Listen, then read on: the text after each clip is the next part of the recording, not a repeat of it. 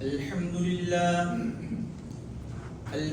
لله نحمده ونستعينه ونستغفره ونؤمن به ونتوكل عليه ونعوذ بالله من شرور أنفسنا وسيئات أعمالنا من يهده الله فلا مضل له ومن يضلله فلا هادي له وأشهد أن لا إله إلا الله وحده لا شريك له وأشهد أن محمدا عبده ورسوله يا أيها الذين آمنوا اتقوا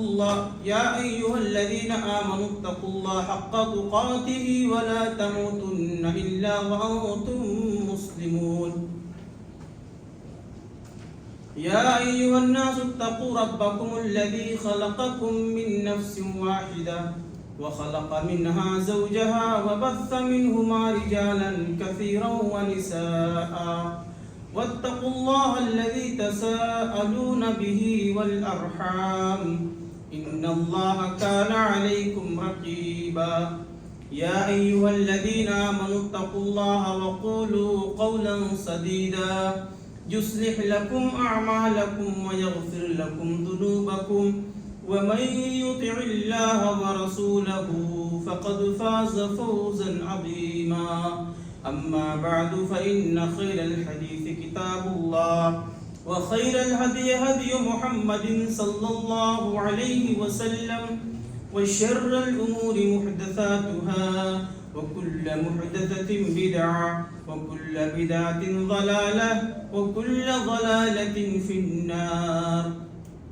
أعوذ بالله السميع العليم من الشيطان الرجيم بسم الله الرحمن الرحيم من يطع الرسول فقد أطاع الله ومن تولى فما أرسلناك عليهم حفيظا وقال النبي صلى الله عليه وسلم من أطاعني فقد أطاع الله ومن أحبني فقد أحب الله وقال النبي صلى الله عليه وسلم في رواية آخر عليكم بسنتي وسنة الخلفاء الراشدين المهديين. محترم سامعین کرام، دینی و ملی بھائیوں، نوجوان ساتھیوں، پردہ نشین اسلامی ماؤں اور بہنوں، تمام قسم کی تعریفات، حمد و ثناء اللہ رب العالمین کے لیے لائق و زیبا ہے، جو اس کائنات کے ذرات سے لے کر کے سمندروں اور بڑے بڑے پہاڑوں تک کا خالق و مالک ہے۔ بے شمار درود و سلام نازل ہوں تمام انبیاء و رسول پر، بالخصوص ہمارے آخری پیغمبر جناب محمد عربی صلی اللہ علیہ وآلہ وسلم پر، اللہم صلی وسلم وبارک علیہ۔ معزز سامعین کرام، خطبات کا سلسلہ ائمہ اربعہ کی حالات زندگی اور انہیں کے منہج کے تعلق سے چل رہا ہے۔ آج انشاءاللہ آپ امام شافعی رحمہ اللہ کے حیات و خدمات اور ان کے منہج کے بارے میں باتوں کو سنیں گے۔ اللہ تعالیٰ سے دعا کرتا ہوں کہ رب العالمین ہمیں کتاب و سنت کی روشنی میں صحیح اور درست باتیں آپ تک پہنچانے اور اس پر ہمیں اور آپ سب کو عمل کرنے کی توفیق عطا فرمائے، آمین۔ محترم سامعین کرام،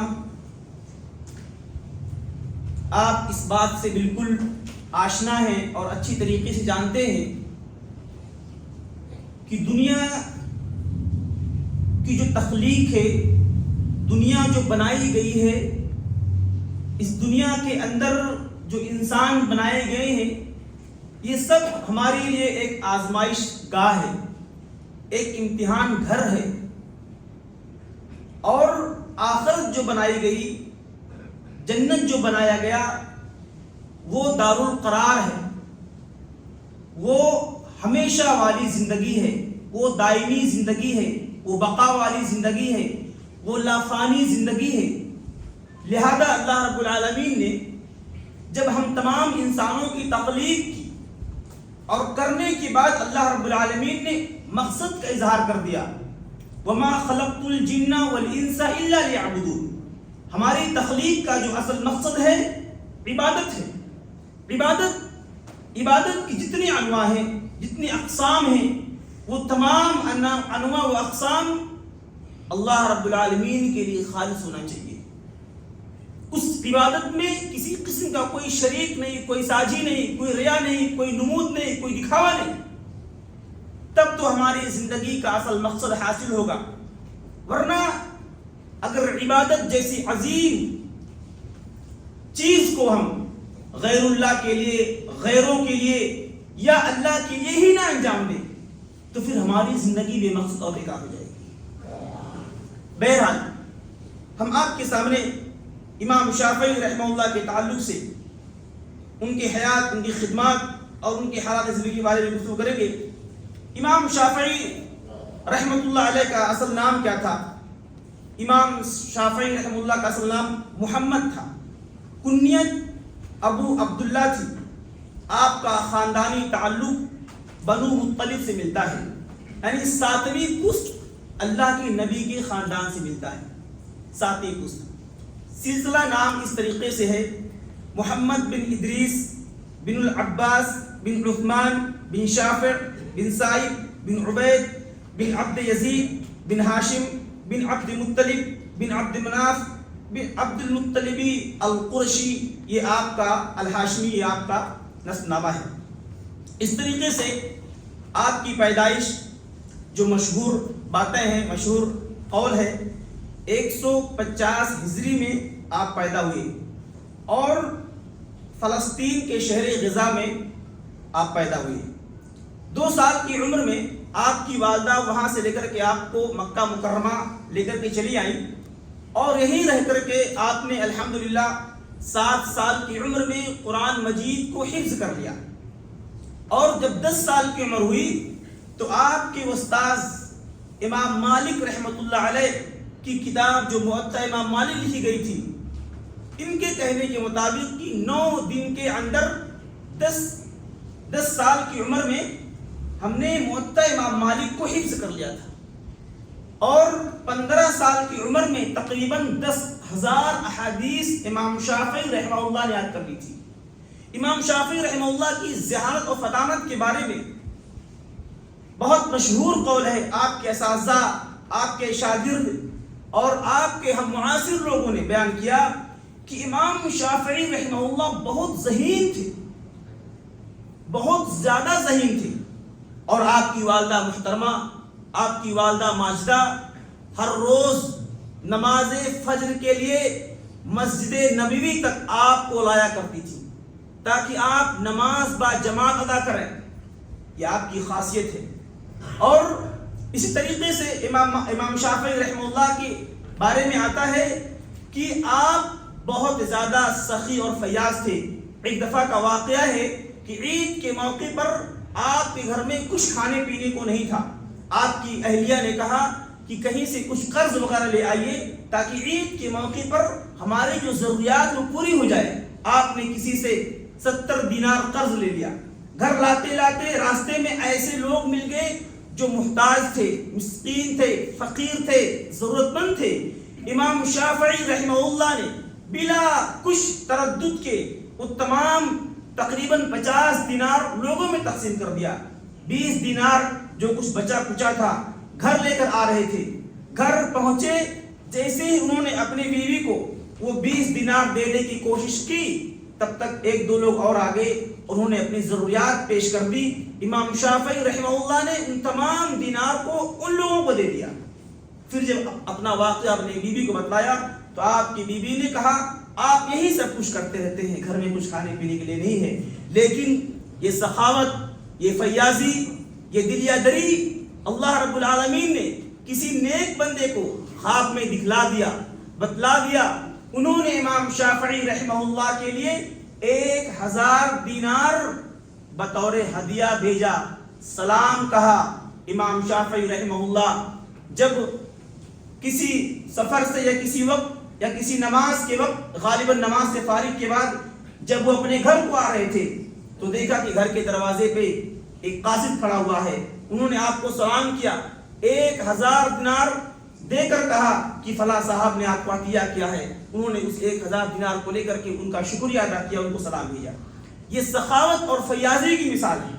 ہمارے اور آپ کے ہاں یہ سخاوت, یہ فیاضی آپ کبھی نہیں پائیں گے. انسان اپنے گھر میں کھاتا ہے, پیتا ہے, سب کچھ عیش و عشرت کی زندگی گزارتا ہے, لیکن اس کے باوجود فقیروں کو, مسکینوں کو, غریبوں کو, محتاجوں کو, ضرورت مندوں کو, یا جو اس لائق ہیں ہمارے زکوٰۃ, ہمارے صدقات, ہمارے مال و متاع, ہمارے عطیہ, ہمارے خیرات, ان مستحقین تک نہیں پہنچتا ہے. اس کے ہم خود ذمہ دار ہیں. ہمیں چاہیے کہ ہم اپنے سے جو بڑے بزرگ ہیں, جو نیک لوگ ہیں, جو فیاض لوگ ہیں, جو سخی لوگ ہیں, جو دیندار ہیں, دین سے محبت کرنے والے, رسول سے محبت کرنے والے, صحابہ سے محبت کرنے والے, شریعت پر چلنے والے, شریعت پر عمل کرنے والے جو لوگ گزر چکے ہیں, ان کی زندگیوں سے, ان کے حیات سے ہمیں علم حاصل کرنا چاہیے, سبق لینا چاہیے, جس طریقے سے انہوں نے اپنی زندگیاں گزاری. اسی طریقے سے امام شافعی رحمہ اللہ نے جو کتاب لکھی ہے, فقہ میں, فتاوے میں, حدیث میں, علم اصول میں, الحمدللہ آپ کو نمایاں کامیابی حاصل ہے, آپ کو اول درجہ حاصل ہے. آپ کے شاگرد خاص امام احمد بن حنبل رحمہ اللہ فرماتے ہیں, امام شافعی رحمہ اللہ جب ہمارے درمیان تشریف لائے تب ہمیں حدیث کا فہم ملا. امام شافعی رحمہ اللہ جب ہمارے درمیان آئے تب ہمیں فقہ کا فہم ملا. یہ آپ کی فہم و فراست ہے, آپ کی ذہانت ہے. لوگ اپنی نسبت امام شافعی کی طرف تو کرتے ہیں, لیکن ان کے اسوہ کو, ان کے نمونہ کو, ان کی زندگی میں جو نیک اعمال ہیں, جو نیک واقعات ہیں, جو نیک خواہشات ہیں, اس پر عمل نہیں کرتے ہیں, بلکہ صرف یہ نسبت کرتے ہیں کہ ہم شافعی ہیں تو ہم شافعی ہیں. آپ شافعی ہیں, کوئی مسئلہ نہیں, مسئلے کی بات نہیں ہے, فرقے کی بات نہیں ہے, اختلاف کی بات نہیں ہے, انتشار کی بات نہیں ہے. مسئلہ یہ ہے کہ آپ کی زندگی کتاب و سنت کے موافق, کتاب و سنت کے مطابق, صحابہ کرام کی زندگی کے مطابق, صحابہ کرام کے طور طریقے کے مطابق, تابعین, اس کے بعد کے لوگ, اس کے بعد کے لوگ, اس کے بعد کے لوگ, ائمہ اربعہ, ائمہ محدثین, ائمہ فقہا کے مطابق گزرنا چاہیے. تب آپ اپنی نسبت کسی کی طرف کریں. امام شافعی رحمہ اللہ, اللہ رب العالمین نے آپ کو بہت کچھ نوازا تھا. واقعی میں جب آپ کی حالت زندگی کو پڑھتے ہیں تو ایسا لگتا ہے کہ اللہ نے کیسی ذہانت عطا فرمائی تھی, اللہ نے کیسی فقاہت عطا فرمائی تھی, اللہ نے کیسا سمجھ بوجھ عطا فرمایا تھا. بعض واقعات ایسے ہیں کہ امام شافعی رحمہ اللہ دوران درس اپنے استاذ کو حدیث کا مسئلہ بتاتے, فقہ کا مسئلہ بتاتے. بعض دفعہ ایسا ہوا کہ آپ کے اساتذہ کے پاس جب کوئی سوال آتا, جب کوئی مسئلہ پوچھتا تو فی الفور کہتے اس مسئلے کو امام شافعی سے پوچھو. تفسیر کا مسئلہ ہوتا, قرآن کا مسئلہ ہوتا تو کہتے امام شافعی سے پوچھو. اور یہی نہیں, 15 سال کی عمر میں آپ کے استاذ خاص مسلم زنجی, جن کا لقب زنجی ہے, انہوں نے آپ کو فقہ اور فتاوے کا سرٹیفکیٹ دے دیا. اور سفیان بن عیینہ نے, جن کی مہارت فقہ میں تھی, انہوں نے بھی آپ کو فقہ اور فتویٰ کا سرٹیفکیٹ دے دیا. 15 سال کی عمر میں فتوے کے منصب پر فائز ہونا, فتویٰ دینا, لوگوں کو دین کے مسائل بتانا, سکھانا, سکھلانا, لوگوں کے مسئلے کا حل بتلانا, 15 سال کی عمر میں بڑی خوشی اور بڑی کامیابی اور تعجب کی بات ہے. اور موطا امام مالک کو آپ نے 9 دن میں حفظ کر دیا تھا. آپ کی ذہانت کا واقعہ آتا ہے غالباً امام محمد بن یوسف یا امام ابو حنیفہ کے شاگرد کے بارے میں آتا ہے کہ انہوں نے آپ کا امتحان لینا چاہا, آپ کی فقاہت کا, آپ کی فہم فراست کا امتحان لینا چاہا. انہوں نے کسی مسئلے کا دریافت کیا, امام شافعی رحمہ اللہ نے ان کی کتاب کو مکمل حفظ کر لیا. جس کتاب سے انہوں نے سوال کیا تھا، راتوں رات پوری کتاب کو امام شافعی رحمہ اللہ نے حفظ کر لیا. اور جب انہوں نے اس کتاب سے امام شافعی سے مسئلہ پوچھا تو امام شافعی نے ان مسئلے کو جو کتاب و سنت کے خلاف تھا اس کا صحیح جواب بھی دیا، اور کہا بھی کہ آپ کی اس کتاب کے اندر فلاں فلاں فلاں غلطیاں ہیں. ان کو بڑا تعجب ہوا کہ رات کے مہمان تھے اور ہماری کتاب کے اندر غلطی نکال رہے ہیں. پھر انہوں نے بتایا کہ راتوں رات ہم نے آپ کی کتاب کا حفظ کر لیا. بہت تعجب ہوئی، بہت افسوس کیا. واقعی میں اللہ رب العالمین نے اپنی طرف سے حفظ کی ایک بہت بڑی نعمت عطا فرمائی تھی. اسی طریقے سے امام شافعی رحمہ اللہ کا اس دنیا کے اندر وجود، آپ کا آنا، آپ کی پیدائش، اللہ کے نبی صلی اللہ علیہ وسلم نے آپ کی پیدائش کے بارے میں کہا تھا کہ عالم قریش یملأ طباق الارض علما. قریش کے اندر ایک ایسا عالم آئے گا جو پورے ارض کو، پورے قریش کے زمین کو علم سے بھر دے گا. اور لوگوں نے اس روایت کے بارے میں کہا کہ روایت صحیح ہے. اللہ کے نبی کی پیشین گوئی بھی آپ کے بارے میں تھی، لیکن آپ ان کے حیات کو پڑھیں، ان کی زندگی کو پڑھیں. ان کی زندگی کو پڑھنے کے بعد ہم بات کرتے ہیں امام شافعی رحمہ اللہ کے منہج کا، ان کے طریقے کا. امام شافعی رحمہ اللہ کا منہج، ان کا طریقہ کیا تھا؟ امام شافعی رحمہ اللہ کا منہج کتاب اللہ، سنت رسول، فہم صحابہ تھا. جو لوگ اپنی نسبت امام شافعی کی طرف کرتے ہیں، میرے اسلامی بھائیوں یہ بھی یاد رکھو کہ امام شافعی رائے کو ترجیح نہیں دیتے، امام شافعی قول کو ترجیح نہیں دیتے. امام شافعی کے سامنے جب صحیح حدیث آ جاتی تو امام شافعی اس صحیح حدیث پر عمل کرتے، اس کا حکم دیتے، اسی سے فتویٰ بتلاتے، اسی سے مسئلہ مستنبط کرتے. امام شافعی رائے کو کبھی ترجیح نہیں دیتے تھے. آپ جب بغداد تشریف لے گئے، اہل بغداد کے یہاں، اہل عراق کے یہاں یہ بات بڑی مشہور ہے. آپ لوگ تھوڑا قریب آ جائیں، جگہ دے دیں پیچھے والوں کو، یہ بات بار بار کہی جاتی ہے، اچھا لگتا نہیں ہے. امام شافعی رحمہ اللہ اہل عراق کے یہاں، اہل بغداد جب تشریف لے گئے تو کہتے ہیں کہ اہل عراق کے یہاں رائے زیادہ تھی. اہل عراق کے ہاں رائے زیادہ تھی، بلکہ یہ بات بڑی مشہور ہے کہ اہل بغداد اصحاب الحدیث کا مذاق اڑاتے، ان پر لعن طعن کرتے، ان کا استہزاء کرتے. کہتے ہیں کہ امام احمد بن حنبل رحمہ اللہ فرماتے ہیں، یہ ان کے علاوہ امام ابو ثور ہیں، علی حسین بن علی کرابیسی ہیں اور خطیب بغدادی ہیں. اس طریقے سے دیگر لوگ جو ان کے شاگرد ہیں، جو اہل فقہ تھے، اہل بغداد کے فقہ تھے، ان کا کہنا ہے کہ ہم اہل رائے، ہم اہل عقل اصحاب الحدیث کو برا بھلا کہتے، ان کا مذاق اڑاتے، ان کا استہزاء کرتے. بتاتے ہیں کہ ایک واقعہ ہے. کہتے ہیں کہ امام محمد کے حلقے درس میں ہم بیٹھے تھے. امام ابو ثور جو فقیہ ہے، مجتہد ہے، اور ان کے ساتھی حسین بن علی کرابیسی کہتے ہیں کہ ہم امام محمد کے حلقے در سے بیٹھے ہوئے تھے.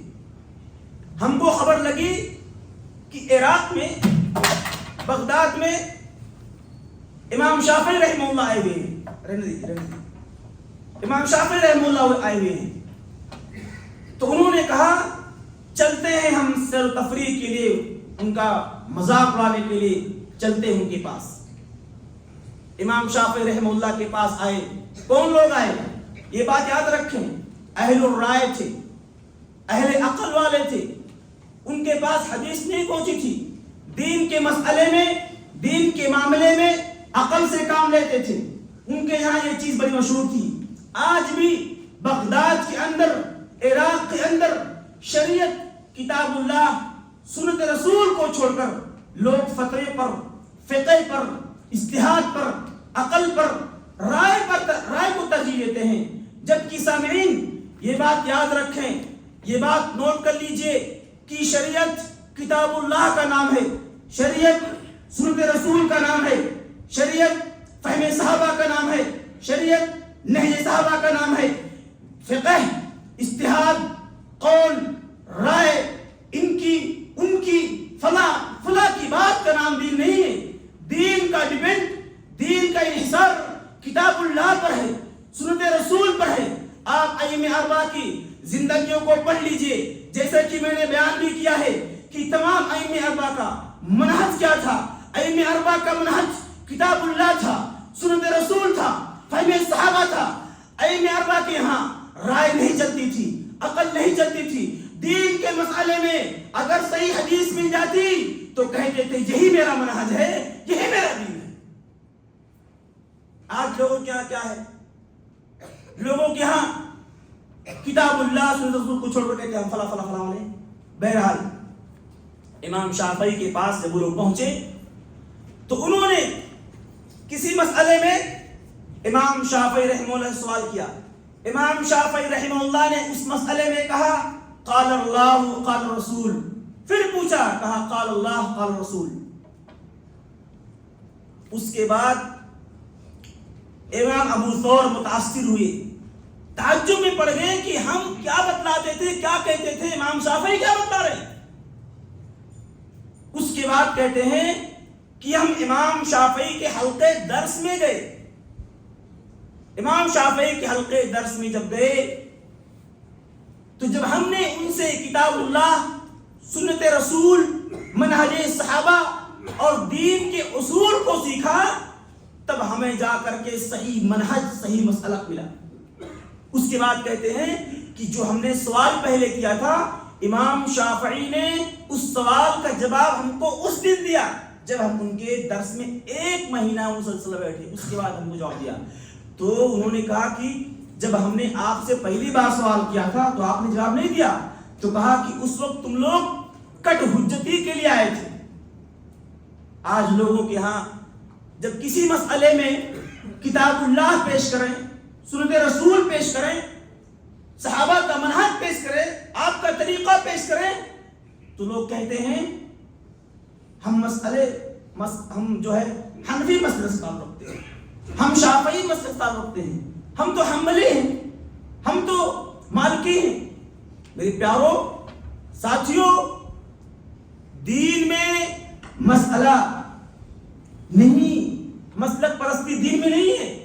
آپ بتا دیجئے، پورے قرآن کی آیت اٹھا کر دیکھیے، حدیث رسول اٹھائیے، کہیں پر اللہ رب العالمین نے یا اللہ کے نبی نے یہ کہا ہے کہ تم حنفی بن جاؤ، تم مالکی بن جاؤ، تم شافعی بن جاؤ، تم حنبلی بن جاؤ، تم ماتریدیہ بن جاؤ، معتزلی بن جاؤ، قادری بن جاؤ، چشتی بن جاؤ، کہیں کہا ہے؟ کہیں نہیں ذکر ہے۔ حدیث کا ذخیرہ اٹھائیے، صحابہ کو دیکھ لیجئے، صحابہ کس منہج کے تھے۔ اللہ کے نبی نے فرمایا تھا کہ سب سے بہترین دور ہمارا دور ہے، سب سے بہترین زمانہ ہمارا زمانہ ہے، اس کے بعد صحابہ کا ہے، اس کے بعد تابعین کا ہے، اس کے بعد کے دور کا ہے۔ لیکن ہم دین کے مسئلے میں ابھی ہم خلف امام کے پیچھے سورہ فاتحہ پڑھنے کے مسئلے پر اگر گفتگو کریں، بیٹھ کر گفتگو کریں، آرام سے بیٹھ کر گفتگو کریں کہ امام کے پیچھے سورہ فاتحہ پڑھنا چاہیے کہ نہیں پڑھنا چاہیے۔ لوگوں نے مسئلہ بنا لیا کہ امام کے پیچھے سورہ فاتحہ پڑھو گے تو قیامت کے دن اللہ تعالیٰ آپ کا انگار کھلائے گا۔ چلو مان لیتے ہیں۔ پھر سنن ترمذی کی روایت، سنن نسائی کی روایت ہے، اللہ کے نبی صلی اللہ علیہ وسلم فجر کی نماز میں قرأت کر رہے تھے، صحابہ قرأت کو دہرا رہے تھے، اللہ کے نبی کو وہ قرأت بھاری پڑی۔ آپ نے سلام پھیرنے کے بعد صحابہ سے کہا تم لوگ میرے پیچھے میری قرأت کو دہراتے ہو؟ تو صحابہ نے کہا ہاں۔ اللہ کے نبی نے کہا تم قرأت کو مت دہراؤ، صرف تم سورہ فاتحہ پڑھو۔ اللہ کے نبی نے باقاعدہ حکم دیا۔ میں چیلنج کرتا ہوں اس منبر رسول سے کھڑے ہو کر کے، کوئی عالم آ جائے، کوئی مفتی آ جائے, کوئی فقیہ آ جائے, بڑے سے بڑا دعویٰ سینٹر ہو, چلو چلتے ہیں, اس حدیث کا جواب دے دو, اس حدیث کا توڑ دو, میں اپنا سر خم کرتا ہوں تمہارے پیروں پر. لیکن اگر اس مسئلے کا توڑ نہیں ہے, اس حدیث کا جواب نہیں ہے, تو آ جاؤ کتاب اللہ کی طرف, سنت رسول کی طرف, فہم صحابہ کی طرف, جو نبی کا سنت ہے, جو نبی کا طریقہ ہے. آپ قبول کرو گے؟ میں تیار ہوں. امام شافعی رحمہ اللہ کی طرف نسبت کرنے والے, میں یہ نہیں کہتا کہ آپ پر تنقید کی جا رہی ہے. امام شافعی رحمہ اللہ کا باقاعدہ قول ہے, کہتے ہیں کہ جب صحیح حدیث آ جائے تو وہی میرا منہج ہے, وہی میرا مسلک ہے. اگر میری بات صحیح حدیث کے خلاف ہو تو میری بات کو ترک کر دو, میری بات کو چھوڑ دو.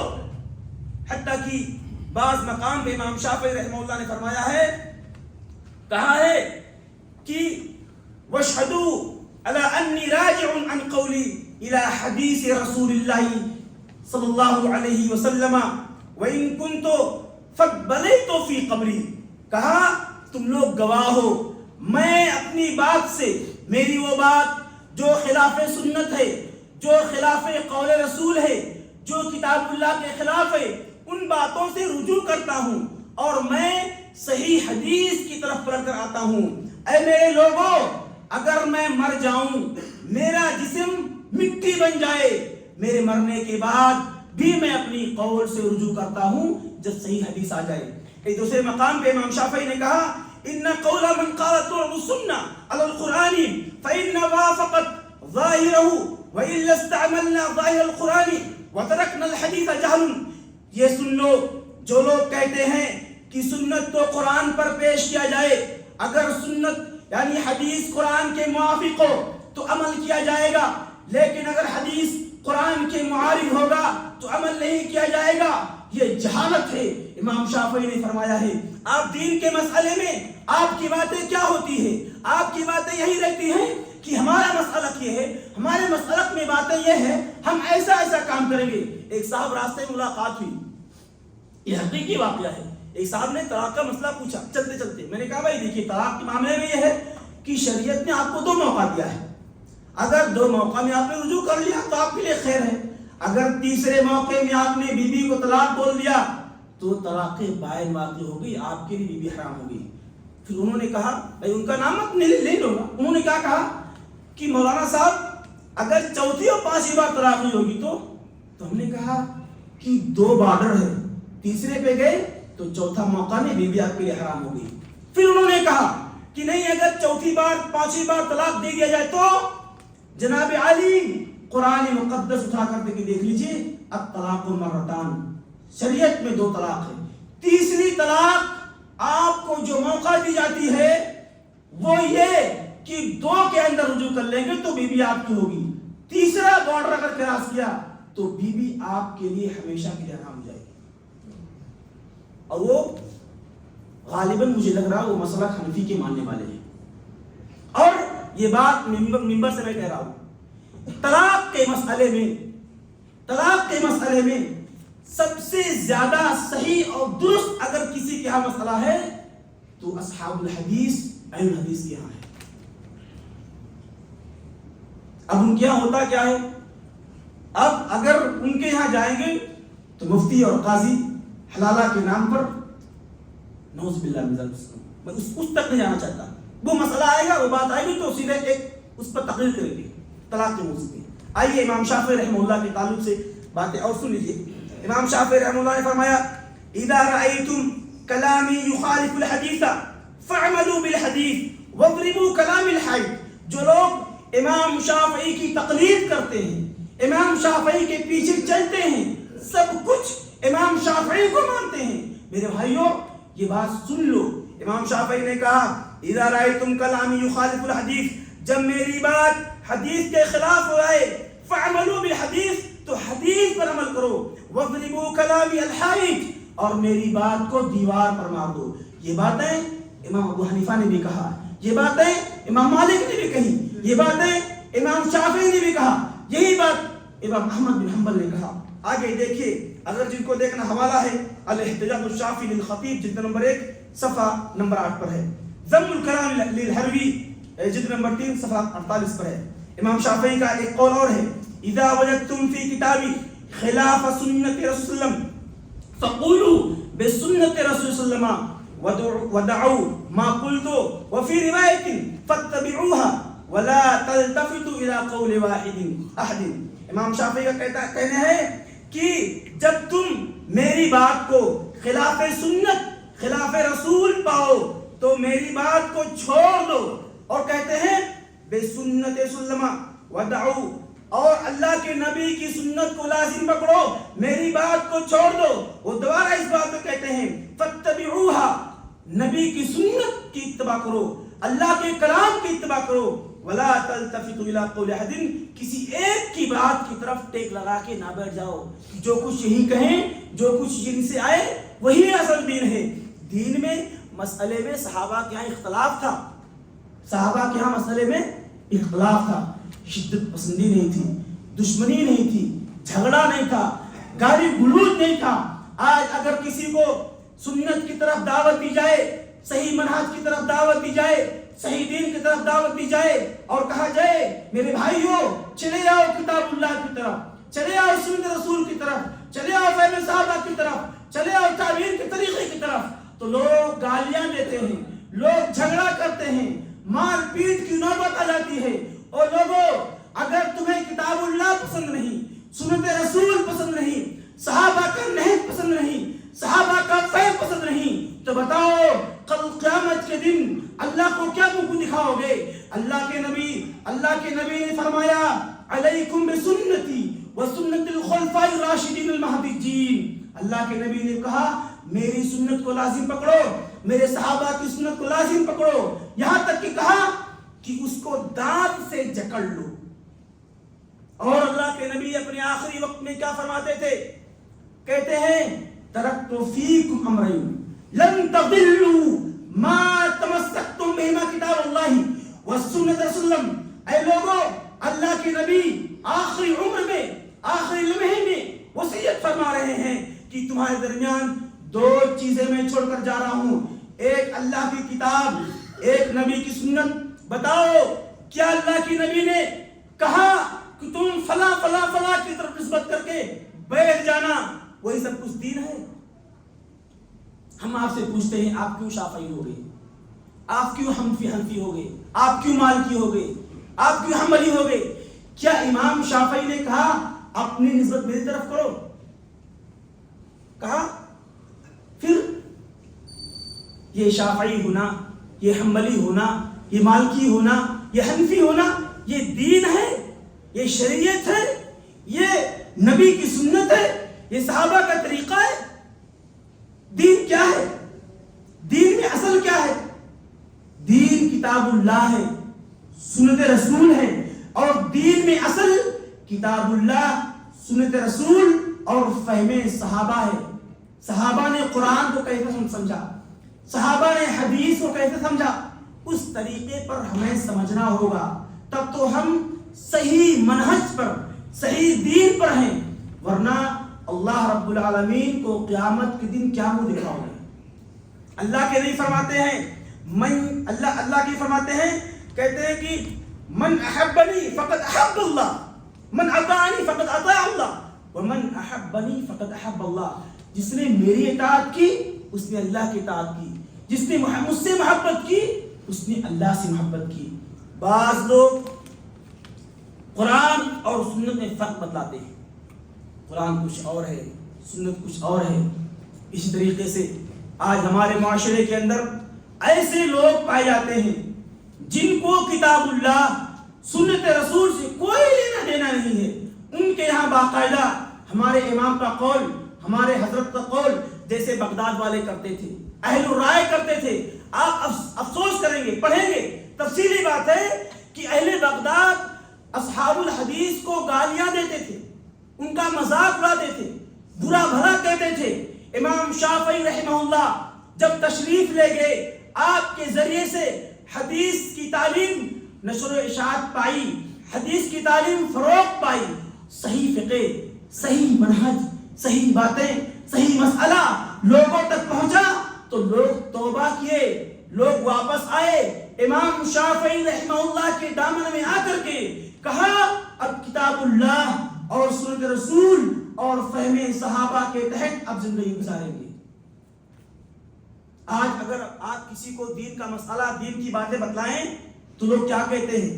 یہ ہمارے فقہ میں لکھا ہے، یہ ہمارے مسئلے میں لکھا ہے، یہ ہمارے علماء نے کہا۔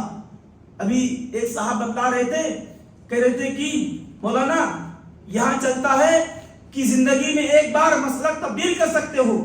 جناب علی، آپ کی پیدائش فطرت اسلام پر ہوئی ہے، مسلک پر نہیں ہوئی ہے، اور اگر مسلک کی اتباع ہوتی، امام شافعی کے شاگرد امام مالک رحمۃ اللہ علیہ، ایک چھوٹا سا واقعہ بتا دیتا ہوں، وہ آپ نے سنا ہوگا کہ ایک شخص بازار میں قمری بیچا کرتا تھا، اور وہ کہتا تھا، وہ قمری بیچا کرتا تھا۔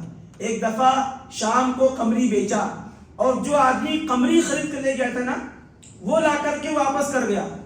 کہا بھائی، اس کو میرے خیال سے اپنی زبان میں طوطی کہتے ہیں جو بولتا تھا، کہا یہ بہت بولتا ہے، لے جاؤ۔ اچھا ہے، ٹھیک ہے، بہرحال لے گیا۔ لے جانے کے بعد بولنا کم کر دیا، کبھی کبھی نہیں بولتا تھا، اکثر بولا کرتا تھا، واپس کر دیا۔ بیچنے والے نے کہا اگر یہ برابر نہیں بولتا ہے تو سمجھو میری بیوی کو طلاق ہو گیا۔ بہرحال یہ مسئلہ امام مالک رحمہ اللہ کے دربار میں پہنچا۔ امام مالک رحمہ اللہ کے سامنے اس مسئلے کو پیش کیا گیا۔ امام مالک رحمۃ اللہ علیہ نے ان کے تمام باتوں کو سنا اور کہا کہ تمہارا طلاق واقع ہو گیا ہے۔ بہرحال امام شافعی رحمہ اللہ ان کے پیچھے ان کے گھر تک پہنچے اور کہا کہ آپ کا مسئلہ کیا ہے؟ تو بتایا یہی مسئلہ ہمارا ہے کہ ہم بازار میں فلاں چیز بیچا کرتے تھے، اور ہم نے کہا اس بیچنے والے سے کہ یہ چیز برابر بولتی ہے، زیادہ تر بولتی رہتی ہے، لیکن کبھی کبھی وہ بولنا بند کر دیتی۔ اور جب اس نے ہمارے پاس جب وہ واپس آیا تو ہم نے اس سے زیادہ بولنے کی ترجیح میں ہم نے کہا کہ اگر یہ نہیں زیادہ بولتی ہے تو میں اپنے بیوی کو طلاق دیتا ہوں، میری بیوی کو طلاق واقع ہو گیا۔ امام شافعی نے کہا، امام مالک نے کیا جواب دیا؟ تو انہوں نے کہا طلاق ہو گیا۔ امام شافعی نے کہا کل اپنا مسئلہ لے کر پھر آنا اور کہنا کہ میرا طلاق نہیں واقع ہوا ہے۔ اور آپ کے حلقے درس میں ایسے لوگ موجود ہیں جو کہتے ہیں طلاق واقع نہیں ہوا۔ وہ شخص ہمت کر کے آیا، امام مالک رحمہ اللہ سے کہا کہ آپ نے کل جس مسئلے میں فتویٰ دیا تھا کہ آپ کا طلاق ہو گیا، وہ طلاق واقع نہیں ہوئی ہے۔ آپ کے حلقے درس میں ایسے لوگ موجود ہیں جو کہتے ہیں طلاق واقع نہیں ہوئی۔ امام مالک کو بڑا تعجب ہوا، تو امام مالک نے پوچھا کون ہے جو کہتا طلاق واقع نہیں ہوئی؟ امام شافعی نے کہا تھا کہ میری طرف اشارہ کر دینا۔ اس آدمی نے امام شافعی کی طرف اشارہ کر دیا۔ امام مالک کو کچھ دیر کے لیے بڑا غصہ آیا کہ ہمارے حلقے درس میں ہمارے شاگرد ایسی باتیں میرے خلاف کرتے ہیں۔ امام شافعی کی ذہانت، آپ کی فقاہت کی داد دینی پڑے گی۔ آپ نے ایک حدیث پڑھ کر کے قیاس کیا، کہا کہ زینب بنت جہش، غالباً فاطمہ بنت قیس اللہ کے نبی کی خدمت میں آئی اور کہا کہ اے اللہ کے نبی، ہمارے پاس دو رشتے آئے ہیں، نکاح کے دو پیغام آئے ہیں، ایک معاویہ کا اور دوسرا ابو جہم کا، میں کس کا رشتہ قبول کروں؟ اللہ کے نبی نے فرمایا معاویہ بیچارہ غریب ہے، اس کے پاس مال و متاع نہیں ہے، کمزور آدمی ہے مال کے اعتبار سے، اور ابو جہم کے بارے میں آپ نے فرمایا کہ ان کے کندھے پر ہمیشہ لاٹھی رہتی ہے، ان کے کندھے پر ہمیشہ لاٹھی رہتی ہے۔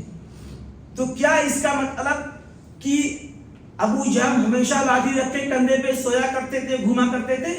نہیں، مطلب یہ ہے کہ اپنے پاس زیادہ تر وہ لاٹھی رکھا کرتے تھے۔ وہ لاٹھی والے تھے، صاحب لاٹھی تھے، بھائی غصہ آئے گا تو مار بھی دیں گے آپ کو، کبھی کبھار مار بھی دیں گے. تو اس حدیث سے امام شافعی نے مسئلہ استنباط کیا. امام مالک کی آنکھیں کھل گئی. کیا کہ جو دکاندار بیچنے والا تھا اس کے کہنے کا مطلب یہ تھا کہ یہ جو قمری ہے نا یہ زیادہ تر بولتی رہتی ہے، کبھی کبھار نہیں بھی بولے گی، کبھی کبھار نہیں بولے گی. ایسے یہ مسئلہ تھا. ابو جہل کا اللہ کے نبی نے کیا کہا؟ یہ اپنے کندھے پر لاٹھی رکھا کرتے ہیں، تو کبھی کبھی نہیں رکھتے بھی ہوں گے، سوتے وقت اور کہیں جاتے ہوں نہیں رکھتے ہوں گے. اب غور کیجیے، یہ بتانے کا مطلب ہے کہ شاگرد استاذ کے یہاں غلطی نکال رہا ہے. کس میں؟ حدیث کے سمجھنے میں، مسئلہ کا بتانے میں. اور جب امام مالک کو یہ بات معلوم ہوئی تو مسکرائے، آپ کی داد دی، شاباشی دیا. یہ نہیں کہا کہ کیسے تو نے میرے مسئلے کے خلاف بات کر دی، بھائی ہم نے جو کہہ دیا وہی دین تھا. آج لوگوں کی یہی چیز رائج ہے، لوگوں کی یہ چیز عام ہے. کوئی بات کرو فوراً کہیں گے یہ فقہ حنفی میں ہے، ہم حنیفہ. ایک آدمی اور راستے ملا، ہم سے ایک آدمی راستے ملا، دعوت دے رہا تھا کہ نماز کی طرف چلا کرو، نماز پڑھا کرنے کا. میں خود نماز پڑھاتا ہوں. بولے کہاں؟ میں کہا آئیے مسجد دارالسلام میں نماز پڑھنے کے لیے. تو بولا آپ حنفیوں کی شافعی؟ ہم نے کہا آپ کیا ہو؟ تو بولے ہم حنفی ہیں. تو ہم نے کہا ابو حنیفہ رحمہ اللہ نے کہا تھا آپ حنفی ہو جاؤ؟ تو کہا نہیں، کل پرسوں کی بات ہے. پھر ہم نے کہا آپ کیسے حنفی ہو گئے؟ اللہ نے کہا آپ حنفی بن جاؤ، اللہ کے نبی نے کہا حنفی بن جاؤ؟ تو کہا نہیں. تو کہا کہ وہ دل میں خیال کرو. تو ہم نے کہا جناب جب آپ کے دل میں اللہ اس کے رسول کی جگہ پر ابو حنیفہ ہیں تو آپ مسلمان کیسے ہیں؟ سب سے پہلے تو تقاضا بنتا ہے جس نے پیدا کیا، جو روزی دے رہا ہے، جس کے ذریعے سے دین ملا، اس کی محبت اگر ہمارے دل میں نہیں ہے تو پھر آپ مسلمان کیسے؟ واقعہ ہم نے بتایا، کہا کہ دیکھ لو عمر رضی اللہ تعالیٰ عنہ نے تورات لیا، پڑھنے کی کوشش کی، اللہ کے نبی کا چہرہ سرخ ہو گیا، جبکہ نبی سے محبت کرتے تھے، نبی پر جان قربان کرنے کو تیار تھے. ہم نے کہا ہم مذہب پرست نہیں ہیں. آپ کبھی آئیے ہمارے ہاں تو اصحاب الحدیث ہیں، ہمارے ہاں صحابہ کے طریقے پر چلنے والے ہیں، ہمارے ہاں کتاب اللہ پر عمل کرنے والے ہیں، نبی کی سنت کو زندہ کرنے والے ہیں. ہم نبی والے ہیں، کتاب والے ہیں، صحابہ والے ہیں. ہم مسلک پرستی کو پسند نہیں کرتے. دین مسلک پرستی نہیں ہے. کوئی ایک فرد، یہ سوال ہم نے گزشتہ جمعہ میں کیا تھا، اس بارے میں کہہ رہا ہوں، کوئی ایک شخص بتلا دے میں شافعی بننا چاہتا ہوں، کیا طریقہ ہے؟ داڑھی کاٹ لوں، بال چھوٹا کر لوں، دانت اکھاڑ لوں، ناک کاٹ لوں، کیا کرنا پڑے گا؟ ہم کو مسلک شافعی پسند ہے، ہم آنا چاہتے ہیں. کیسے آئیں؟ کیسے آئیں؟ کیا امام شافعی رحمہ اللہ نے کہا کہ میری مسلک کی طرف تو نسبت کرو جبکہ آپ کا نام محمد بن ادریس تھا، آپ کا نام شافعی تھا ہی نہیں، آپ نے اپنی نسبت اپنے پردادا کی طرف کی، پھر آپ کیسے شافعی ہو گئے؟ ہم آپ پر طنز نہیں کر رہے، ہمیں شافعی بننا ہے. کیسے بنوں؟ ہم جمعہ کے بعد شافعی بننا چاہتے ہیں، کیسے بنوں؟ کیا لباس چینج کر لوں، حلیہ بدل لوں، اعضا بدل لوں؟ کیا مسلک پرستی ہے؟ کیوں مسلک میں الجھے ہوئے ہو؟ دین کا اصل نام کیا ہے؟ دین اصل کیا ہے؟ یہ سمجھنے کی کوشش کرو. میرے کہنے کا مطلب ہے امام شافعی رحمہ اللہ کا جملہ یاد کیجیے. امام شافعی رحمہ اللہ نے خود فرمایا، آپ کا کہنا ہے، کہتے ہیں کہ ما قلت فکان علی النبی صلی اللہ علیہ وسلم خلاف قولی مما یصح فحدیث النبی اولا فلا تقلدنی. امام شافعی نے تقلید سے منع فرمایا ہے.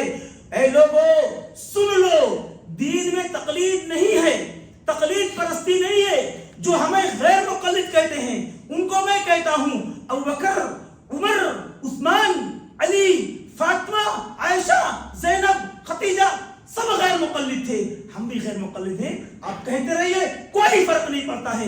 اگر آپ تقلید کرتے ہیں تو آپ پر میرا سوال ہے، آپ کی امام نے تقلید کرنے کے لیے کہا ہے، آپ کی امام تقلید سے خود منع فرمایا ہے. ابو حنیفہ کی حیات طیبہ اٹھا کر دیکھ لیجئے، ابو حنیفہ رحمہ اللہ نے کبھی تقلید کا حکم نہیں دیا. امام شافعی کے بارے میں خود آپ کہتے ہیں ما قلت فکان علی النبی صلی اللہ علیہ وسلم خلاف قولی، میری بات نبی کے قول کے خلاف اگر ہے تو میری بات کو ترک کر دو. مما یصح حدیث نبی صلی اللہ علیہ وسلم اولا اللہ کے نبی کی جو صحیح حدیث ہے اس کو ترجیح دو, اس پر عمل کرو. فلا تقلدنی, آپ نے صاف طریقے سے کہا میری تقلید مت کرو. کیوں تقلید کرتے ہو؟ اب جب ائمہ نے تقلید کرنے سے منع فرما دیا, آپ تقلید کرتے ہو میرے بھائیوں, تب تو یہ بہت بڑی بے غیرت کی بات ہے کہ جس امام نے تقلید سے منع فرمایا اس امام کی آپ زبردستی تقلید کرتے ہو. دین میں تقلید نہیں ہے. بہت سارے مسئلے ایسے ہیں, سن لیجیے میرے بھائیوں, ایسے مسئلے ہیں دین کے اندر کہ ان مسئلوں میں ائمہ سے غلطیاں ہوئی, اجتہادی خطائیں ہوئی ہیں, لیکن ان ائمہ نے کہا ہے جو قرآن ہے, جو حدیث ہے, جو صحابہ کا قول ہے وہی میرا منہج ہے. امام ابو حنیفہ, امام مالک, امام شافعی, احمد بن حنبل جب فتویٰ دیتے تو کتاب اللہ سے, رسول کی سنت سے, صحابہ کے فہم سے, صحابہ کے قول سے فتویٰ دیتے. اور میں کہتا ہوں اس منبر رسول سے کہ میرا منہج قرآن و حدیث ہے, صحابہ کا فہم ہے, صحابہ کا نہج ہے, صحابہ کا قول ہے. اگر صحابہ نے کہا آگ کھا لو جنت میں جاؤ گے تو آگ کھانے کے لیے تیار ہو. اللہ رب العالمین نے صحابہ کے بارے میں کیا فرمایا؟ رضی اللہ عنہم ورضوا عنہ. صحابہ اللہ سے راضی, اللہ صحابہ سے راضی. تو صحابہ کے طریقے پر چلو, اللہ تعالیٰ صحابہ کو جنت میں داخل کر دے گا تو آپ کا بھی داخلہ جنت میں ہوگا انشاءاللہ. کیوں گھبراتے ہو؟ لیکن گزشتہ خطبہ میں نے کہا تھا, امام ابو حنیفہ نے کہا کہ اللہ کے نبی اور کتاب اللہ اور نبی کی سنت اور صحابہ کا قول ہی اصل دین ہے. اگر ہماری بات بھی نبی کے قول کے مطابق ہو تو ہماری بات کو ترک کر دو. یہ ابو حنیفہ نے کہا. بھائی پھر تراویح کے مسئلے میں, جنازے کے مسئلے میں ابھی ایک حوالہ میں دے دیتا ہوں. لوگ کہتے ہیں جنازے میں سورہ فاتحہ نہیں پڑھنا چاہیے. میں اس منبر سے چیلنج کرتا ہوں کہ جس نماز میں سورہ فاتحہ نہیں وہ نماز ہی نہیں. تقی عثمانی حنفی مسلک کے بہت بڑے عالم دین ہیں, حال ہی میں ان کے بھائی کا انتقال ہوا, باقاعدہ انہوں نے نماز جنازہ میں سورہ فاتحہ پڑھا. اب بتا دیجئے میرے بھائیوں, آپ کہتے ہیں کہ سورہ فاتحہ جنازہ کی نماز میں نہیں, ہمارے فقہ میں لکھا ہے, اور فقہ میں لکھا ہوا ابو حنیفہ رحمہ اللہ کو مانتے ہو, کوئی بات نہیں. اور عثمان تقی عثمانی حفظہ اللہ نے اپنے بھائی کے جنازے میں سورہ فاتحہ پھر کو پڑھ دیا. باتیں بہت کچھ ہیں, وقت ہو گیا. اللہ رب العالمین سے دعا کریں کہ اللہ رب العالمین ہم تمام کو کتاب اللہ سنت رسول کا پابند بنائے, آمین. اللہ رب العالمین مسلک پرستی سے, تقلید سے ہم تمام کی حفاظت فرمائے. اللہ رب العالمین ہمیں فہم صحابہ, نہج صحابہ, صحابہ کا طریقہ اختیار کرنے کی توفیق عطا فرمائے. اے اللہ جو معاملہ تو صحابہ کے ساتھ کرنا, اے اللہ وہی معاملہ ہمارے ساتھ کرنا, آمین. اے اللہ ہمارا داخلہ جنت الفردوس میں اعلیٰ سے اعلیٰ مقام عطا فرما. اے اللہ جہنم سے, قبر کے عذاب سے, گمراہی سے, ضلالت سے, بدعت سے, شرک سے اے اللہ ہم تمام کی حفاظت فرما. اے اللہ پھر میں کہتا ہوں رب العالمین ہمارے دلوں میں, ہمارے دماغ میں, ہماری نسلوں میں, ہماری ذریت میں, ہماری اولاد میں کتاب اللہ, سنت رسول, فہم صحابہ, نہج صحابہ, طریق تابعین کو اختیار کرنے کی توفیق عطا فرما. آمین. السلام علیکم ورحمۃ اللہ وبرکاتہ.